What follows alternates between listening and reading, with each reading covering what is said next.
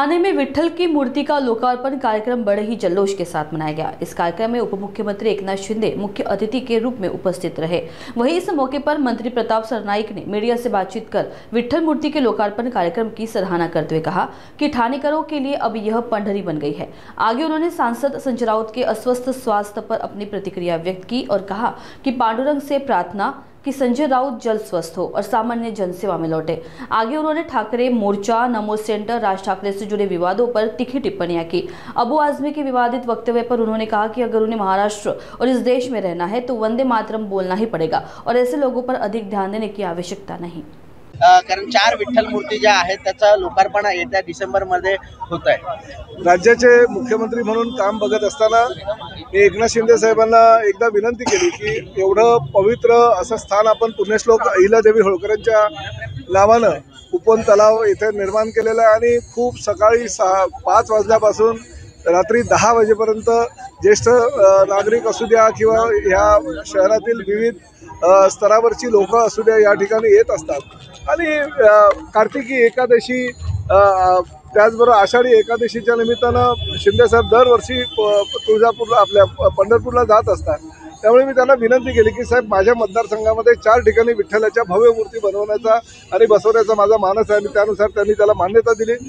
मीरा भाईंदर येथे 2, तर ठाण्यामध्ये कासारवडवली राम मंदिर आणि त्याचबरोबर उपवन येथील ह्या तलावामध्ये अतिशय चांगल्या प्रकारचं 57 फुटाची ही विठ्ठलाची मूर्ती बसवण्यात आलेली आहे। राज्यातील सर्वात उंच असलेली विठ्ठलाची मूर्ती ठाण्यात बसली याचा मला अभिमान आहे आणि पूर्णतः निधी एकनाथ शिंदे साहेबांनी आपल्या मुख्यमंत्रीपदाच्या कार्यकाळामध्ये दिला होता आणि ठाणेकरांच्या दृष्टीनं ही आता उपवन घाट एक पंढरी झालेली आहे। हे आषाढी कार्तिकीला लोक पंढरपूरला जे जाऊ शकत नाही ते ह्या ठिकाणी येतील आणि विठ्ठलाची उपासना करतील, आराधना करतील। सर संजय राऊत जे आहेत ते मागील अनेक दिवसांपासून आजारी आहेत। त्यांनी पत्र सुद्धा लिहिलेलं आहे की मी 2 महिने आता सार्वजनिक जीवनातून माघार घेतोय, मात्र मी लवकरच बरा होऊन परत येईल। मी ईश्वराकडे आणि खास करून पांडुरंगाकडे प्रार्थना करतो की लवकरात लवकर ते आजारातून मुक्त व्हावे आणि बरे व्हावे आणि लवकर परत सर्वसामान्य जनतेच्या सेवेमध्ये यावे। परंतु जर तो आजार खरोखर जर त्यांना झाला असेल तर मी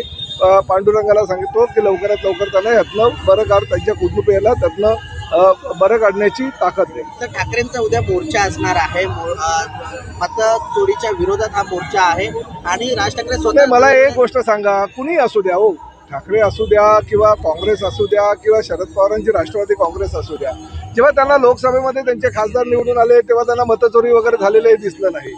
अनेक ठिकाणी जाऊन त्यांनी भाषणं केली की खऱ्या खुऱ्या मतदारांनी आम्हाला मतदान केलं त्यामुळे आघाडीचा हा विजय झालेला आणि एवढे आमचे खासदार निवडून आले। परंतु जशा विधानसभेच्या निवडणुका झाल्यानंतर ते चारी मुंड्या चीत झाले। एवढ्या मोठ्या प्रमाणामध्ये त्याने जागा लढून फक्त 19 आमदार त्यांचे निवडून आले आणि त्याचबरोबर जे शिवसेनेचे 80 जागा होत्या त्यातील 60 जागा एकनाथ शिंदे साहेबांच्या माध्यमातून राज्यभर त्यांनी लाडक्या बहिणींच्या माध्यमातून लाडक्या बहिणींना आशीर्वाद दिला, ज्येष्ठांनी आशीर्वाद दिला आणि तब्बल 60 जागा फार मोठ्या मताधिक्याने निवडून आल्या आणि त्यामुळे फक्त मतचोरीचा हा आव आणून जाणीवपूर्वक येणाऱ्या महापालिका, जिल्हा परिषद आणि नगर परिषदेच्या निवडणुकीमध्ये आपला पराभव होणार आहे हे त्यांना मान्य आहे आणि ते त्यांना आता कळलेलं आहे की आपला पराभव अटळ आहे, म्हणून काहीतरी ते आरोप करून अशा प्रकारे ह्या निवडणुकांमध्ये विघ्न आणण्याचा प्रयत्न करतात।